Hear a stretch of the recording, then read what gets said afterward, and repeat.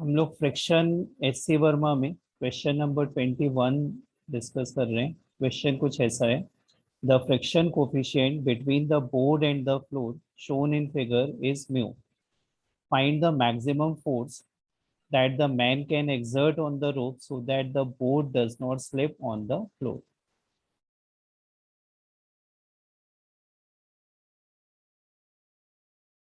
हमको यहाँ पर मैक्सिमम फोर्स निकालना है। मैक्सिमम फोर्स का मतलब ये पर्सन जो है इस नीचे रखे हुए ब्लॉक के ऊपर खड़ा हुआ है और एक स्ट्रिंग को पकड़ा हुआ है, तो पर्सन स्ट्रिंग के ऊपर टेंशन फोर्स लगा रहा होगा। पर्सन स्ट्रिंग के ऊपर टेंशन फोर्स लगा रहा होगा और स्ट्रिंग पर्सन को भी टेंशन फोर्स लगा रही होगी, तो इसको हमने टी शो कर दिया। तो यहाँ पर टेंशन टी आएगा, यहाँ पर टेंशन टी आएगा, यहाँ पर टी टेंशन आएगा, यहाँ पर टी होगा, इधर पे भी टी होगा और नीचे जो ब्लॉक रखा है उसके ऊपर भी टेंशन टी आ जाएगा।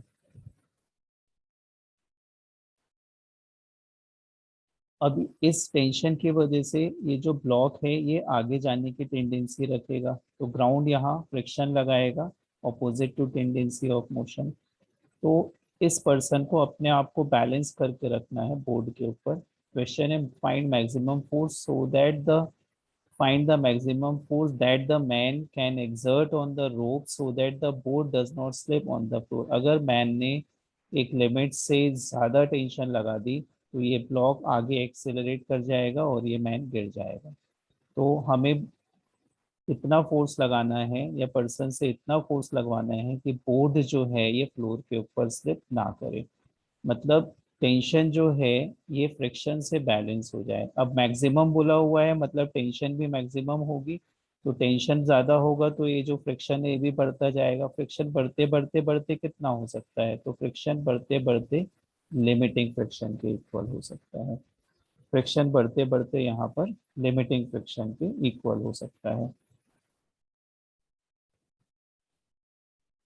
पर्सन का मास कैपिटल एम और जो नीचे ब्लॉक रखा हुआ है बोर्ड रखा हुआ है उसका मास स्मॉल एम दिया हुआ है। हम क्या कर रहे हैं, पर्सन और ब्लॉक को अपन एक पूरा सिस्टम कंसीडर कर ले रहे हैं। ये एक मास सिस्टम है, इसका टोटल मास हम capital M plus small M बोल दे रहे हैं। अब इसमें लगने वाले फोर्सेस देखो कैसे होंगे। यहाँ पर नीचे की तरफ वेट होगा तो m प्लस एम इंटू जी हो जाएगा। अब इसमें देखो राइट की तरफ टेंशन है तो यहाँ पे टेंशन शो कर दिया। ग्राउंड का नॉर्मल रिएक्शन होगा तो ऊपर एन लिख दिया। ग्राउंड फ्रिक्शन भी लगा रहा है, हमने मैक्सिमम वाला सिचुएशन ली है, तो मैक्सिमम फ्रिक्शन जो होता है उसको लिमिटिंग फ्रिक्शन बोलते हैं, एफ एल हो जाएगा। और एफ एल किसके इक्वल होता है, कोफिशिएंट ऑफ फ्रिक्शन न्यू और इनटू नॉर्मल रिएक्शन। तो ये हमने फ्री बॉडी डायग्राम बना दिया ब्लॉक का। हमें टी कैलकुलेट करना है कि ज़्यादा से ज़्यादा कितनी टेंशन लगा सकते हैं ताऊ कि उतनी टेंशन लगने के बावजूद बोर्ड रेस्ट पर रहे, ब्लॉक बोर्ड मूव ना करे, स्लिप ना हो फ्लोर के ऊपर। एक लिमिट से ज़्यादा लगाएंगे तो फ्रिक्शन सफिशिएंट नहीं होगा बैलेंस करने के लिए, तब फ्लोर के ऊपर बोर्ड मूव कर जाएगा। तो इसलिए हमने लिमिटिंग वाली कंडीशन दी है। तो इस डायग्राम में आप क्लियर देख सकते हो, इसमें वर्टिकल डायरेक्शन में तो कोई मोशन हो नहीं रहा है, मोशन वाई एक्सिस में कोई भी मोशन नहीं है सिस्टम का। तो हम बोल सकते हैं यहाँ पर कि अच्छा एक और यहाँ पे फोर्स है, देखो ये m प्लस एम, तो इसमें मैन भी इंक्लूड हो गया। इसमें ऊपर की तरफ एक और फोर्स शो करना पड़ेगा इस सिस्टम में, टेंशन ये वाला फोर्स। तो ऊपर दो फोर्सेस लग रहे हैं अपवर्ड डायरेक्शन में, टेंशन और नॉर्मल रिएक्शन। नीचे की तरफ वेट है capital M plus small m into g, right की तरफ टेंशन है, लेफ्ट की तरफ फ्रिक्शन है, लिमिटिंग फ्रिक्शन। अब अगर इसको हम यहाँ नॉर्मल रिएक्शन निकालना चाहें तो वाई एक्सिस पे नेट फोर्स जीरो होगा। हम ऐसा लिख सकते हैं, here net forces along y axis will be zero, summation F y is equal to zero. मतलब net upward force is equal to net downward force. तो ऊपर फोर्स है एम प्लस टी, नीचे कितना फोर्स है एम प्लस एम इंटू जी। तो यहाँ से अगर हम एन देखें तो एन को आप लिख सकते हैं M plus M G minus T, इसको हम इक्वेशन 1 बोल दे रहे हैं। अब हॉरिजॉन्टल डायरेक्शन में भी नेट फोर्स जीरो रखना है हमको, हमें ब्लॉक को मूव नहीं, सिस्टम को मूव नहीं करने देना है, बोर्ड को मूव नहीं करने देना है। तो हॉरिजॉन्टल डायरेक्शन में भी नेट फोर्स यहाँ पर जीरो है।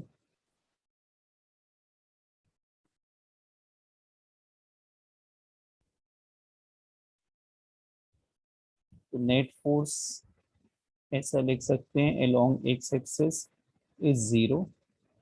तो एक्स एक्सिस में फोर्स कैसे लग रहे हैं, राइट की तरफ टेंशन है और बैकवर्ड डायरेक्शन में लिमिटिंग फ्रिक्शन है, इक्वल टू जीरो हो जाएगा। तो T is equal to F L हो जाएगा। यही की कॉन्सेप्ट है क्वेश्चन को करने का।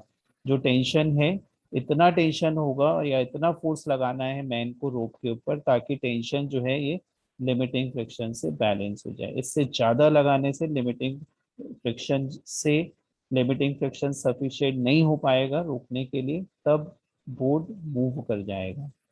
तो यहाँ पर T is equal to F L कितना होगा, म्यू इंटू नॉर्मल रिएक्शन, और एन हमने ऊपर निकाला हुआ है फर्स्ट इक्वेशन में। यहाँ पर एम प्लस एम इंटू जी माइनस टी रख सकते हैं। तो म्यू और एन पुट कर दें अगर यहाँ पर, तो ये एम प्लस एम इंटू जी माइनस टी हो जाएगा। इसको सॉल्व करें अगर, तो ये टी, ये म्यू टी आएगा, साइड बदल दोगे तो प्लस म्यू टी हो जाएगा, और राइट साइड में आएगा mu M plus m into g. और T is equal to 1 plus mu और mu M plus m into g. और टी मिल गया हमको यहाँ से mu M plus m into g और अपॉन 1 प्लस म्यू। तो यही क्वेश्चन का आंसर है। इसमें इससे ज़्यादा टेंशन अगर लगेगी तो बोर्ड स्लिप कर जाएगा। तो ये था एस सी वर्मा में फ्रिक्शन चैप्टर का क्वेश्चन नंबर 21। कॉन्सेप्ट बिल्कुल सिंपल है।